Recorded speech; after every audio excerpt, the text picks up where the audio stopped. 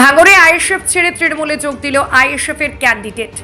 শুক্রবার সন্ধ্যায় বেওতা 2 নম্বর অঞ্চলের ওয়ারি প্রাইমারি স্কুল মাঠে ভাঙড় 2 নম্বর ব্লক মৎস্য প্রাণীর কর্মধ্যক্ষ মমিনুল ইসলামের হাত ধরে তৃণমূলে ফেরে তারা। এদিনের এই যোগদান অনুষ্ঠানে উপস্থিত ছিলেন তৃণমূল প্রধান শেখ সাবির আলী, রশিদ মোল্লা, শামীম উদ্দিন, নাসির উদ্দিন মোল্লা, আহসান হাবিব সহ প্রমুখ।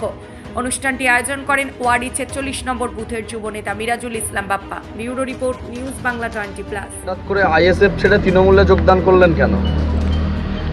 আমি কোনো একটা ভুলবশত কারণে আইএসএফ করেছিলাম, কারো উপরে রাগ করে হোক বা কোনো রকম পরিস্থিতির উপরে নির্ভর করে হোক করেছিলাম ভুলবশত। আইএসএফ ছেড়ে আমি আমার প্রিয় নেতা, আমার গ্রামেরই ছেলে মিরাজুল বাপ্পা ভাই, তিনি খুব কাছের মানুষ, তিনি এমন কোনো উপকার আমাকে করেনি বা তার দ্বারা এমন কোনো উপকৃত হয়নি।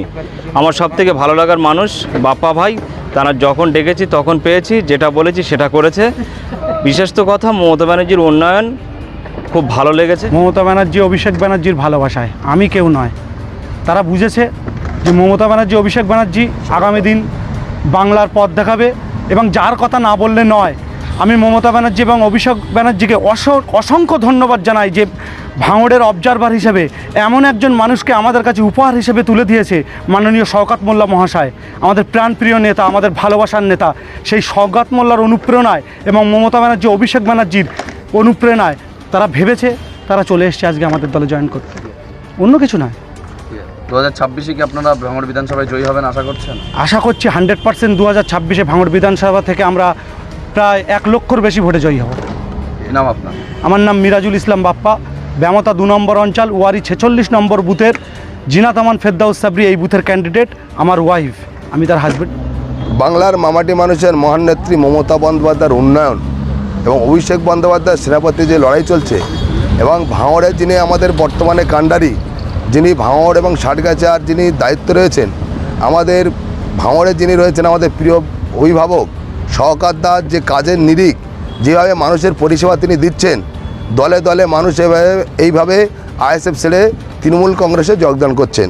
কারণটা কি, যে শওকত দা যেভাবে উন্নয়ন করছেন, পাশে দাঁড়াচ্ছেন মানুষের পাশে, সেই জন্য আমাদের শফিকুল ভাই এখানকার, যিনি বিগত দিনের ওনার স্ত্রী ক্যান্ডিডেট ছিলেন বাপ্পার স্ত্রীর এগেনস্টে, তিনি এসে জয়েন করেছেন এবং দীর্ঘদিন উনি লড়াই করেছেন ওদের হয়ে।